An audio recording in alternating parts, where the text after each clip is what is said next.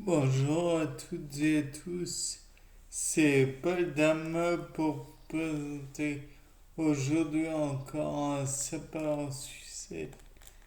Et donc aujourd'hui, je me suis demandé comment était produit le microbiote intestinal d'un nourrisson. Car on ne va pas se mentir, à la base, dans le génome de l'être humain, il n'y a pas de bactéries intestinales.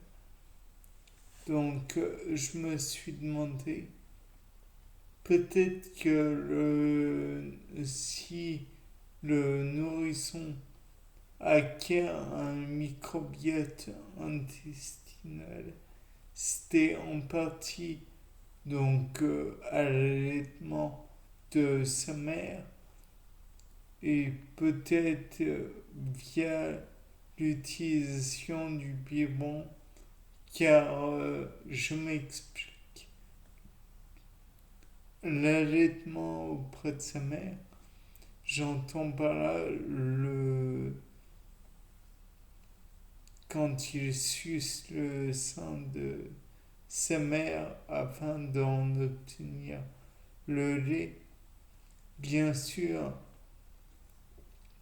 le lait en lui-même contient toute une foule,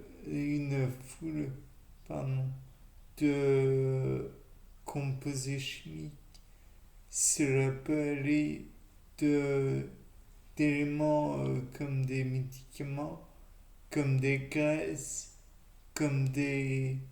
Et même éventuellement, j'imagine que cela peut être avec des toxines produites par les micro-organismes ou bien des bactéries proprement parlées qui seraient en dormance. Mais conclure que seul le lait pourrait contenir plutôt les bactéries, ce serait réducteur. Je pense que sur la mamelle en elle-même, que cela soit le téton, l'aréole ou autre, alors il y a aussi des bactéries. Certes, la mère peut se laver régulièrement, mais peut-être que entre-temps, le, le milieu peut être à nouveau colonisé par des bactéries, surtout que le savon peut être à pH neutre ou pH acide ou pH basique. Dans tous les cas de figure, les bactéries vont pouvoir s'adapter au milieu. De plus, donc je vais parler du biberon. Peut-être que sur la tétine du biberon va-t-il se former un, une sorte de biofilm au même titre que le sang en même temps et que les bactéries vont se développer dessus. Peut-être que le lait en lui-même, comme c'est peut-être pas du lait pasteurisé, mais du lait avec des ferments lactiques, avec tout un tas d'éléments bactériens. Peut-être va-t-il y avoir une création de colonies, une